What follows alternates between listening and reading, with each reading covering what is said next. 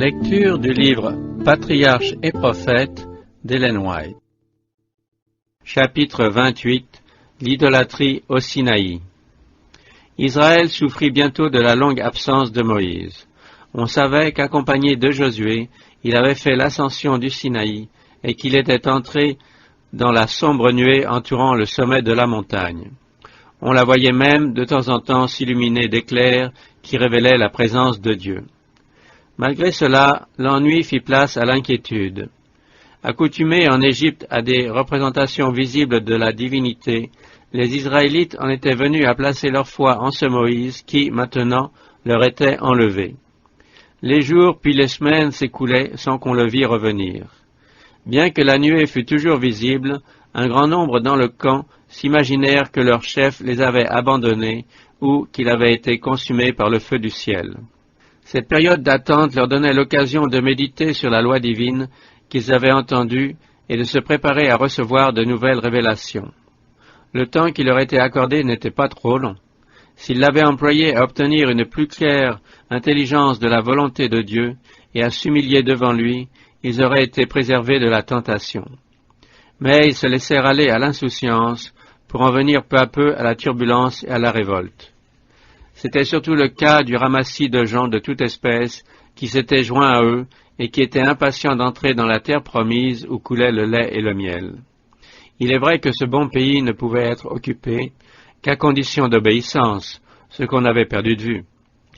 Quelques-uns suggéraient de retourner en Égypte ou d'aller de l'avant, mais l'élément étranger était résolu à ne plus attendre Moïse. Conscients de leur impuissance en l'absence de leur chef, les Israélites retournèrent bientôt à leurs anciennes superstitions. C'était le ramassis de gens qui s'était le premier livré au murmure et à l'impatience. Ce fut encore lui qui prit l'initiative de l'apostasie qui s'ensuivit.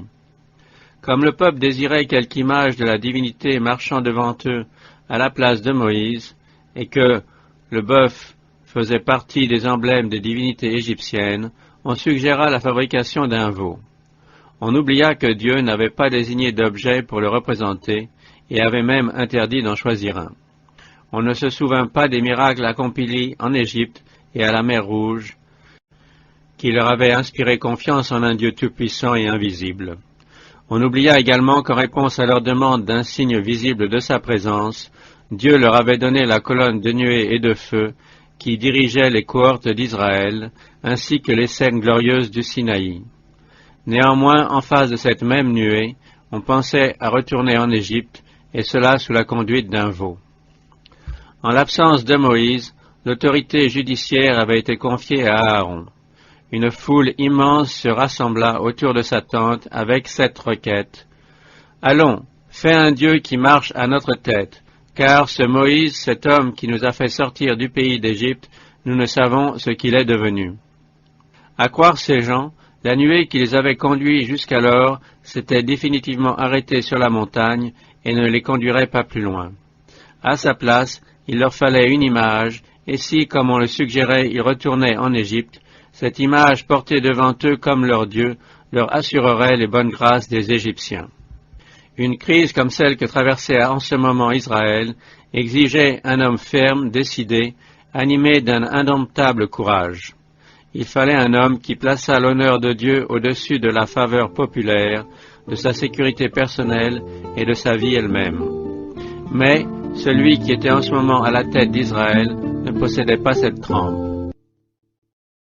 Aaron gourmanda faiblement la multitude, et sa timide irrésolution à ce moment critique ne fit que rendre la foule plus obstinée. Le tumulte dégénéra bientôt en émeute. Seul un petit nombre de gens resta fidèle au vrai Dieu. La grande majorité versa aveuglement dans l'apostasie. Au lieu de défendre noblement la cause du Très-Haut, Aaron céda aux clameurs de la foule. Il commença par ordonner que les femmes lui apportent les boucles d'oreilles en or qui se trouvaient en leur possession. Il espérait que leur vanité se refuserait à ce sacrifice. Mais elles se dépouillèrent volontiers de ces ornements, et Aaron s'en servit pour fondre un veau imitant les dieux égyptiens.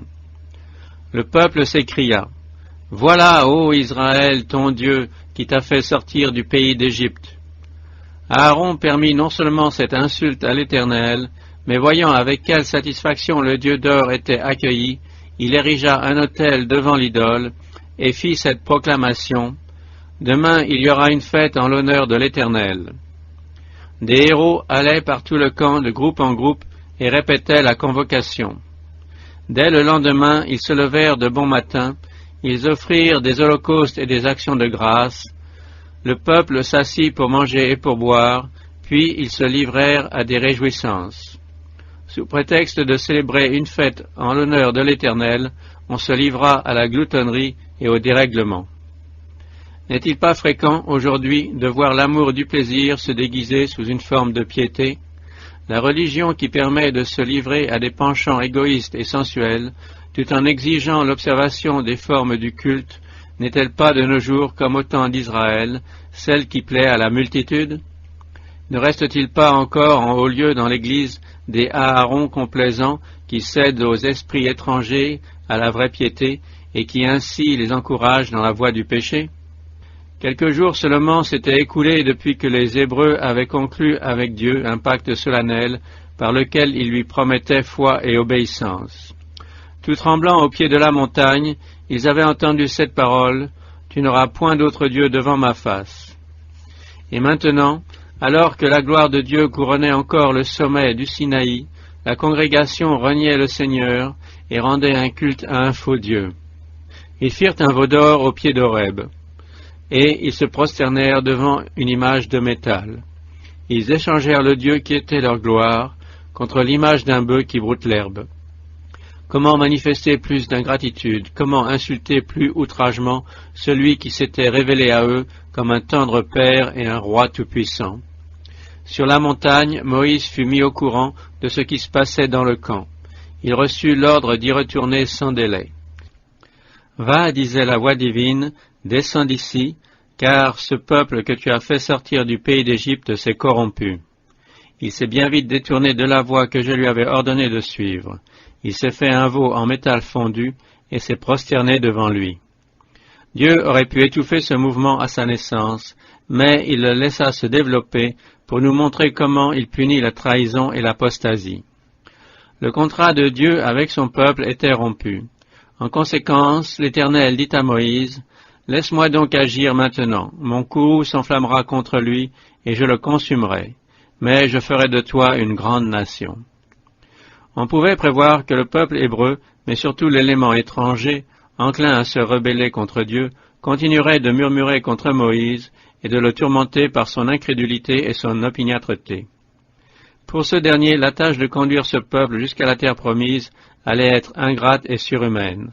Du reste, ses péchés l'avaient déjà privé de la faveur de Dieu, et la justice demandait son élimination.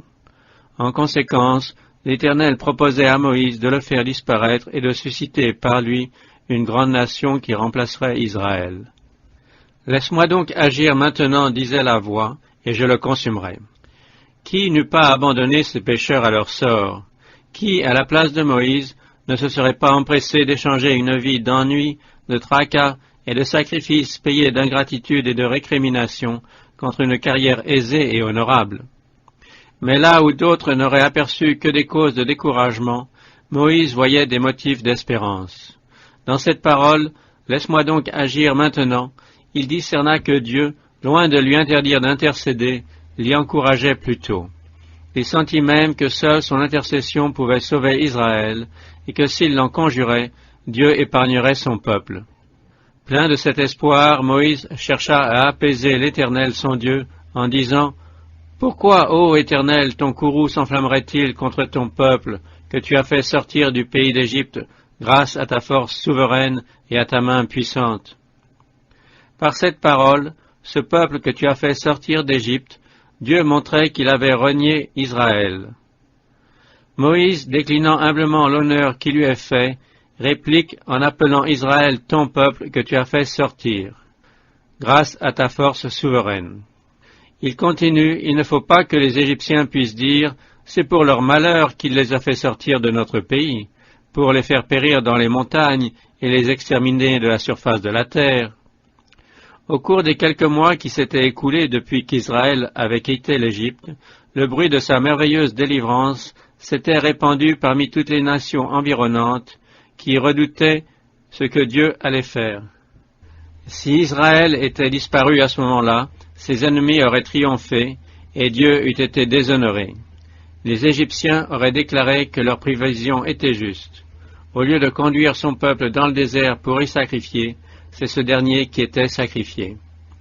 La destruction du peuple que Dieu avait si hautement honoré eût fait rejaillir sur son nom un opprobre ineffaçable. Quelle responsabilité encourent ceux que le Seigneur honore et sur lesquels il compte pour que son nom soit glorifié parmi les hommes. Avec quel soin ne doivent-ils pas se garder du péché, de craindre de s'attirer la colère de Dieu et d'exposer son nom au mépris des impies. En intercédant en faveur d'Israël, Moïse sentit sa timidité l'abandonner devant l'intérêt et l'amour profond qu'il portait à ce peuple pour lequel, sous la direction de Dieu, il s'était tant dévoué. Dieu exauça ses supplications désintéressées. Il avait voulu mettre à l'épreuve la fidélité et l'affection de son serviteur pour ce peuple égaré et ingrat.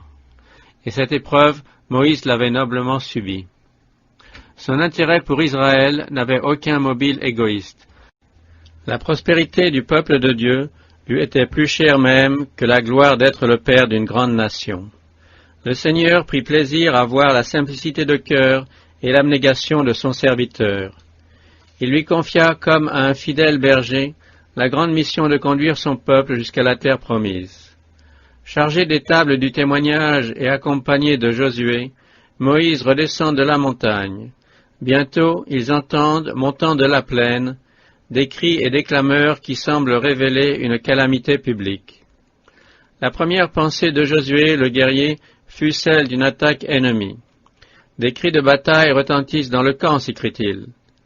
Moïse comprend mieux ce qui se passe. Il ne s'agit pas de combat, mais d'une joie désordonnée. Ce n'est ni le bruit de cris de victoire, dit-il, ni le bruit de cris de défaite. J'entends un bruit de chant. Arrivé à proximité du camp, il voit le peuple chanter et danser autour de son idole. Combien cette saturnale païenne imitation des fêtes idolâtres ressemble peu à la calme solennité des cérémonies consacrées à l'honneur du vrai Dieu. Moïse, qui vient de contempler la gloire de l'Éternel, est consterné. Bien qu'averti de ce qui se passe, il ne s'attend pas à cet affreux et dégradant spectacle. Au comble de l'indignation, et pour montrer l'horreur que lui inspire cette apostasie, il jette les 2 tables de pierre qui se brisent à ses pieds à la vue de la multitude. Ce geste indiquait que le peuple avait violé son alliance avec Dieu et que Dieu, de son côté, répudiait ses engagements. Moïse entre dans le camp et, passant au travers de la foule en liesse, saisit l'idole et la brûle. Puis il la réduit en poudre, jette cette poudre dans l'eau du torrent qui descend de la montagne et la fait boire au peuple pour lui démontrer ainsi l'impuissance totale du Dieu qu'il avait adoré. Il fait alors appeler son frère coupable et lui demande sévèrement « Que t'a fait ce peuple pour que tu te sois laissé entraîner à lui faire commettre un si grand péché ?» Aaron cherche à se disculper en racontant les clameurs des Israélites. « Que la colère de mon Seigneur ne s'enflamme pas, dit-il. Tu sais toi-même combien ce peuple est prompt à faire le mal. Ils m'ont dit « Fais-nous un Dieu qui marche devant nous, car ce Moïse, cet homme qui nous a fait sortir du pays d'Égypte, nous ne savons ce qu'il est devenu. » Je leur ai répondu que ceux qui ont de l'or s'en dépouillent. Ils m'en ont apporté, je l'ai jeté au feu, et ce veau en est sorti. Aaron voulait faire croire à Moïse qu'un miracle avait eu lieu, et que l'or jeté au feu s'était surnaturellement transformé en un veau. Mais ces excuses et ces équivoques ne servirent de rien. Il fut justement considéré comme le plus grand coupable. Le fait qu'il avait reçu de Dieu des honneurs qui le plaçaient bien au-dessus du peuple rendait son péché d'autant plus odieux. C'était Aaron, le saint de l'Éternel, qui avait fait l'idole et publié la fête. Celui qui avait été l'interprète de Moïse et dont Dieu avait dit « Je sais qu'il parlera très bien », n'avait pas mis le moindre obstacle au projet sacrilège des idolâtres.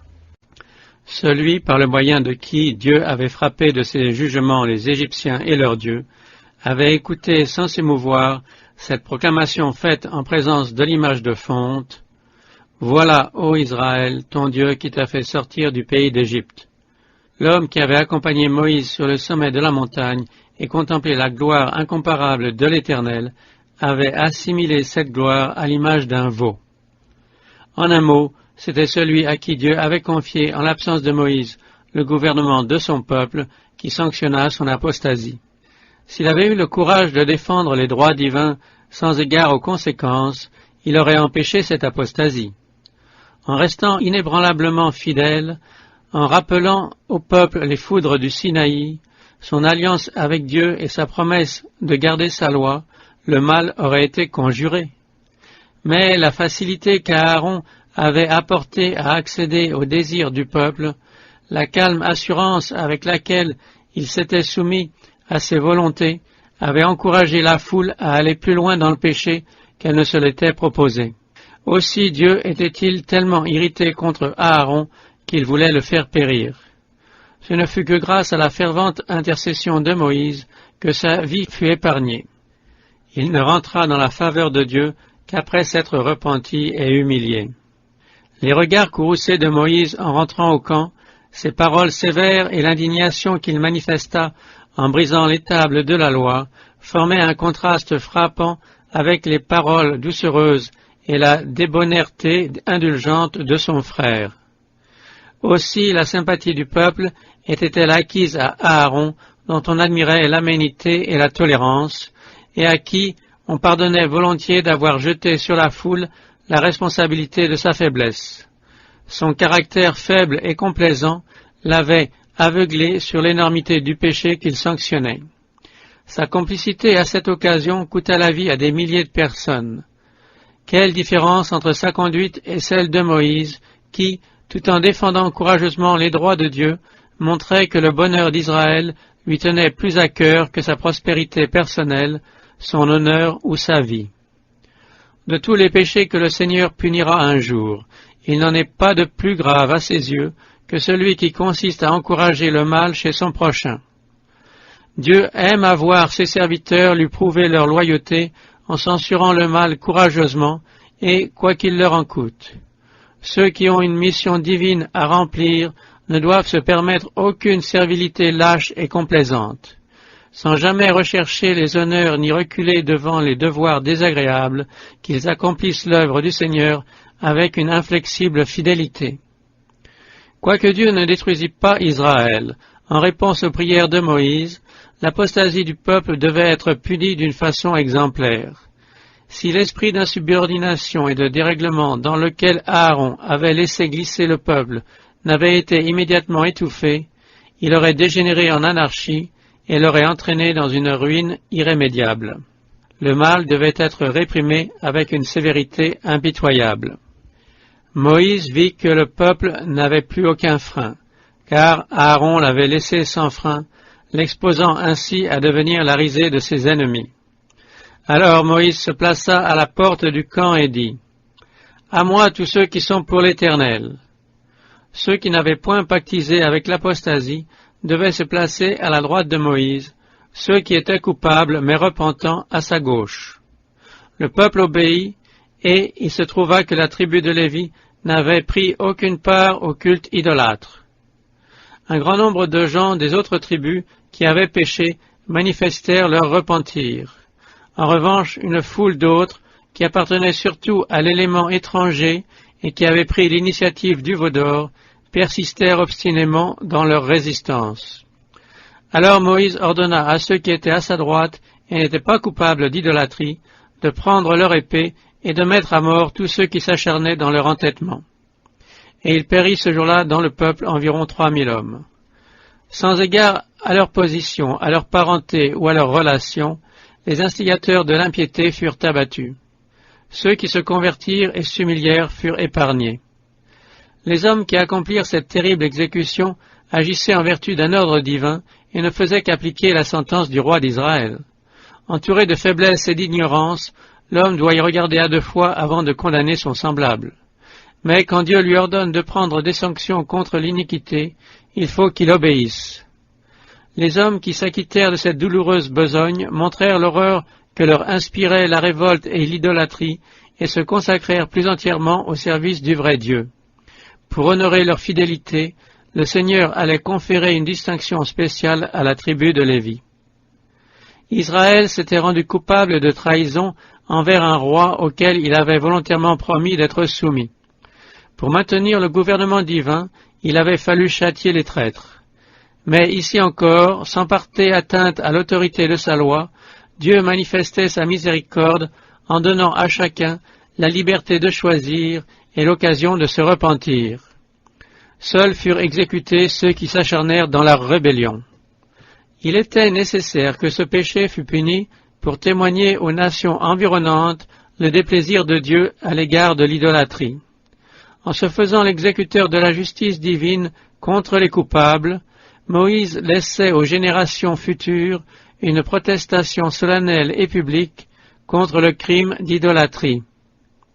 En outre, quand plus tard les Israélites condamneront ce péché chez leurs voisins et que ceux-ci les accuseront d'avoir adoré un veau en Horeb, ils pourront, tout en reconnaissant ce fait humiliant, rappeler le sort terrible qui atteignit alors les transgresseurs et démontrer ainsi que ce péché n'avait été ni approuvé ni excusé.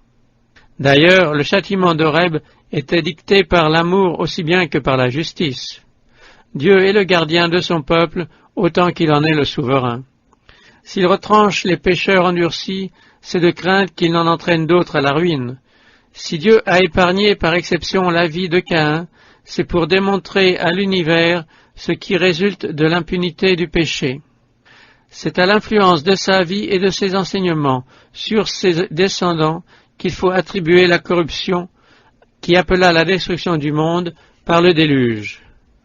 L'histoire des antédiluviens prouve qu'une longue vie n'est pas un bienfait pour les pécheurs. La patience de Dieu n'ayant pas mis de frein à leur méchanceté, plus ils vécurent, plus ils devinrent corrompus. Il en fut ainsi de l'idolâtrie au Sinaï. Si un prompt châtiment n'avait reprimé la révolte, on eût assisté au même résultat. La terre serait devenue aussi dépravée qu'au jour de Noé. Dans sa miséricorde, Dieu fit frapper les milliers d'hommes pour ne pas être obligé plus tard d'en frapper des millions. Pour sauver la masse, il faut punir le petit nombre. Du reste, en violant son serment d'obéissance envers Dieu, Israël perdait tout droit à sa protection et s'exposait à devenir la proie de ses ennemis. En arrêtant sommairement les pécheurs dans leur mauvaise voie, le Seigneur manifestait sa miséricorde. L'esprit qui les animait les aurait portés à se haïr et à se battre entre eux, et ils auraient fini par s'entretuer. Lorsque le peuple revenu à lui-même vit toute l'énormité de son péché, la terreur se répandit dans le camp. On craignit que tous les coupables ne fussent mis à mort. Prenant pitié de leur détresse, Moïse leur promit de supplier Dieu en leur faveur. « Vous avez commis un grand péché, leur dit-il, et maintenant je vais monter vers l'Éternel. Peut-être obtiendrai-je le pardon de votre péché. » Moïse retourna donc vers l'Éternel et lui dit, « Hélas, ce peuple a commis un grand péché. Ils se sont fait un dieu d'or. Pardonne cependant leurs péchés, sinon efface-moi du livre que tu as écrit. » L'Éternel répondit à Moïse, « Celui qui a péché contre moi, je l'effacerai de mon livre. Va maintenant, conduis le peuple là où je l'ai dit. Voici que mon ange marchera devant toi, mais au jour où je sévirai contre eux, je les punirai de leurs péchés. » La prière de Moïse nous fait penser au registre céleste où sont inscrits non seulement les noms de tous les hommes, mais leurs actions bonnes ou mauvaises. Le livre de vie contient les noms de tous ceux qui sont entrés au service de Dieu. Ceux d'entre eux qui s'éloignent du bon chemin et s'obstinent dans le péché, au point de repousser les appels du Saint-Esprit, verront au jour du jugement leur nom effacé du livre de vie. Or Moïse, considérant tout ce qu'il y aura d'affreux dans le sort final des impénitents, et ne pouvant supporter la pensée de voir les jugements du ciel tomber sur ce peuple si miraculeusement délivré, demandait à Dieu d'effacer son nom avec les leurs. Son intercession en faveur d'Israël, qui figure la médiation du Sauveur en faveur des pécheurs, ne fut que partiellement acceptée. Dieu ne permit pas à Moïse de porter, comme devait le faire plus tard son propre fils, la culpabilité du pécheur. « Celui qui aura péché contre moi, lui dit-il, je l'effacerai de mon livre. » C'est avec une profonde tristesse que le peuple enterra ses cadavres. 3000 hommes étaient tombés par l'épée. Peu après, une plaie ravagea le camp. Ensuite, on annonça que la présence divine n'accompagnerait plus les Hébreux dans leur voyage. Dieu avait en effet déclaré « Je n'y monterai pas en me tenant au milieu de vous, qui êtes un peuple au cou roide, car je pourrais vous anéantir pendant le voyage. Déposez donc vos ornements, et je verrai ensuite ce que je dois faire. » En entendant ces paroles menaçantes, le peuple prit le deuil, et personne ne se revêtit de ses ornements. C'est ainsi que les enfants d'Israël se dépouillèrent de leurs ornements quand ils quittèrent le mont Horeb. Par ordre divin, la tente qui avait servi de lieu de culte temporaire fut dressée hors du camp lors de l'enceinte, ce qui prouvait une fois de plus que Dieu leur avait retiré sa présence. Il allait se révéler à Moïse, mais non plus à un tel peuple. Cette punition fut extrêmement douloureuse à la multitude bourrelée de remords, qui vit là un présage d'une plus grande calamité. L'Éternel, se disait-on, n'a-t-il pas séparé Moïse du camp afin de nous détruire complètement? Ils furent bientôt rassurés. Moïse prit la tente et il la dressa hors du camp, et il l'appela la tente d'assignation ou de rendez-vous. Tous ceux qui étaient véritablement contrits et désireux de revenir au Seigneur furent invités à s'y rendre pour y confesser leurs péchés et implorer sa miséricorde. Quand ils retournèrent à leur tente, Moïse y pénétra à son tour comme intercesseur, tandis que le peuple, en proie à une émotion poignante, observait si Dieu ne donnerait pas quelques signes de faveur, leur assurant qu'il ne serait pas entièrement consumé. Et il arriva que, comme Moïse entrait dans la tente, la colonne de nuée descendit et se mit à l'entrée de la tente, et l'Éternel parla avec Moïse. Et tout le peuple vit la colonne de nuée se tenant à l'entrée de la tente, et tout le peuple se leva et se prosternèrent, chacun à l'entrée de sa tente, le visage inondé de larmes de joie. Connaissant la perversité et l'aveuglement du peuple qui lui était confié, comprenant les difficultés qu'il aurait à surmonter, et convaincu qu'il ne réussirait dans cette tâche que grâce au secours de Dieu, Moïse lui demanda une révélation plus claire de sa volonté, ainsi que l'assurance de sa présence. Moïse dit à l'Éternel, « Tu m'as dit, fais monter ce peuple, et tu ne m'as pas fait connaître celui que tu veux envoyer avec moi. Cependant tu m'avais dit, je te connais par ton nom, et tu as trouvé grâce à mes yeux. Si donc j'ai trouvé grâce à tes yeux, fais-moi connaître tes desseins, afin que je te connaisse et que je trouve grâce à tes yeux. Daigne aussi considérer que cette nation est ton peuple. » L'Éternel répondit, « Je serai moi-même ton guide, et j'assurerai ta sécurité. » Mais Moïse n'était pas satisfait. Accablé à la pensée des grands malheurs qui s'ensuivraient si Dieu abandonnait Israël, et ne pouvant supporter l'idée que son sort fût séparé du leur, il demande à Dieu de rendre sa faveur à ses frères et de continuer de diriger leur marche par un signe de sa présence. « Si ta face ne vient nous guider, supplie-t-il, ne nous fais point partir d'ici. À quoi pourrait-on connaître que j'ai trouvé grâce à tes yeux, moi et ton peuple, si l'on ne voit pas que tu marches avec nous? C'est à cela que moi et ton peuple, nous nous distinguerons de tous les peuples qui habitent sur la face de la terre. » L'Éternel répondit à Moïse, « Je ferai encore ce que tu demandes, car tu as trouvé grâce à mes yeux, et je te connais par ton nom. » Chacune des prières de Moïse a été exaucée. Il n'arrête cependant pas là ses supplications. Il aspire à des marques plus grandes de la faveur de Dieu, et il lui adresse alors une requête qu'aucun homme n'avait encore faite auparavant. « Je t'en prie, fais-moi voir ta gloire. » Loin de repousser cette requête comme présomptueuse, Dieu adresse à son serviteur cette réponse empreinte d'une douce condescendance. « Je ferai passer devant toi toute ma bonté. » Dans notre état de mortalité, nul homme ne survivrait s'il contemplait sans voile la gloire de Dieu. Or, à Moïse, le Seigneur promet de faire voir autant de la gloire divine qu'il pourra en supporter. Il l'appelle à gravir une fois de plus le sommet de la montagne, et alors la main qui a fait le monde, qui transporte à l'improviste les montagnes, prend sa faible créature, qui est un puissant homme de foi, et la place dans l'anfractuosité d'un rocher, tandis que passent devant elle la gloire et la bonté de Dieu. Cette scène, mais surtout la promesse que la présence divine allait l'accompagner, fut pour Moïse un gage de succès dans l'œuvre qui était devant lui. Il comprit qu'aucune grandeur humaine, qu'aucun talent, qu'aucune science ne peut tenir lieu dans la vie de l'homme de la réelle présence de Dieu. Aussi apprécia-t-il cette grâce comme infiniment supérieure à toute la science de l'Égypte, comme à toutes ses capacités d'homme d'État et d'homme de guerre. Pour le pécheur impénitent, c'est une chose terrible que de tomber entre les mains du Dieu vivant. Et cependant, Moïse, seul en présence de l'Éternel, n'éprouvait aucune crainte, car son âme était à l'unisson avec la volonté de son Créateur.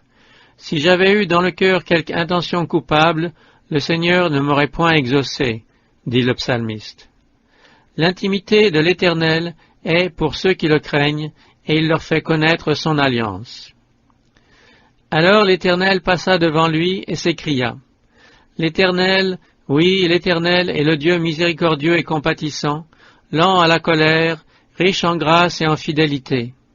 Il conserve sa grâce jusqu'à 1000 générations, il pardonne l'iniquité, la révolte et le péché, mais il ne tient pas le coupable pour innocent. » Aussitôt Moïse s'inclina vers la terre et se prosterna, suppliant une fois de plus l'Éternel de pardonner l'iniquité de son peuple et de le prendre pour son héritage. Exaucant sa prière, Dieu lui fit la promesse de rendre à Israël sa faveur et d'opérer pour lui des prodiges qu'on n'a vus encore dans aucun pays et dans aucune nation. Comme la première fois, Moïse demeura sur la montagne 40 jours et 40 nuits, miraculeusement soutenu durant ce long jeûne. Nul n'avait été admis à l'accompagner, et il n'avait été permis à quiconque de toucher la montagne pendant son absence. Sur l'ordre de Dieu, il prépara 2 tables de pierre qu'il apporta avec lui. Une seconde fois, l'Éternel écrivit sur les tables les paroles de l'Alliance, les 10 commandements. Durant ce long laps de temps passé dans la communion avec Dieu, Moïse avait réfléchi la gloire de sa divine présence. Sans qu'il s'en doutât, lorsqu'il redescendit de la montagne, son visage irradiait une lumière toute semblable à celle qui éclairera plus tard celui d'Étienne, lorsque, à Jérusalem, traduit devant ses juges, son visage parut semblable à celui d'un ange. Aaron et tous les enfants d'Israël, en apercevant Moïse, virent rayonner la peau de son visage, et ils n'osèrent pas s'approcher de lui. Devant leur confusion et leur terreur, mais n'en connaissant pas la cause, Moïse, d'une voix tendre et suppliante, les invita avec insistance à s'approcher de lui. Il leur présenta le gage de la réconciliation qu'il tenait entre ses mains et les assura de la restitution de la faveur divine.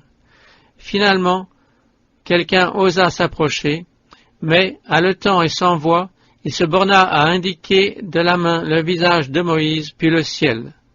Alors le libérateur comprit et mit un voile sur son visage. Dans son état de consciente culpabilité, Israël ne pouvait supporter la vue d'une lumière céleste qui aurait dû le remplir de joie. Le pécheur est craintif devant cette lumière, alors qu'une âme purifiée ne désire pas s'y soustraire. Par égard pour le peuple, chaque fois qu'il rentrait au camp, après avoir communiqué avec Dieu, Moïse mettait un voile sur son visage, puis il faisait part à Israël des messages de l'Éternel.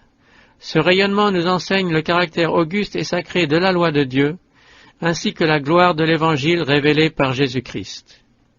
Durant son séjour sur la montagne, Moïse avait reçu non seulement l'étape de la loi, mais aussi une révélation du plan du salut. Il comprit que le sacrifice du Sauveur était préfiguré par tous les rites et symboles de la dispensation judaïque.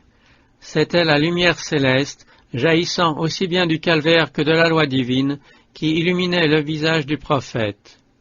Elle figurait la gloire de la dispensation dont Moïse, représentant du seul véritable intercesseur, était le médiateur visible. Elle symbolisait également les bienfaits réservés par la médiation de Jésus-Christ aux enfants de Dieu qui gardent ses commandements. Elle nous enseigne que plus notre communion avec Dieu est intime, plus claire aussi est notre intelligence de ses ordonnances, et plus nous sommes rendus conformes à son image et participants de sa nature. Moïse était un emblème de Jésus-Christ. De même que l'intercesseur d'Israël voilait son visage au peuple, qui n'en pouvait supporter l'éclat, ainsi notre Sauveur en descendant sur la terre, voilà sa divinité sous notre humanité.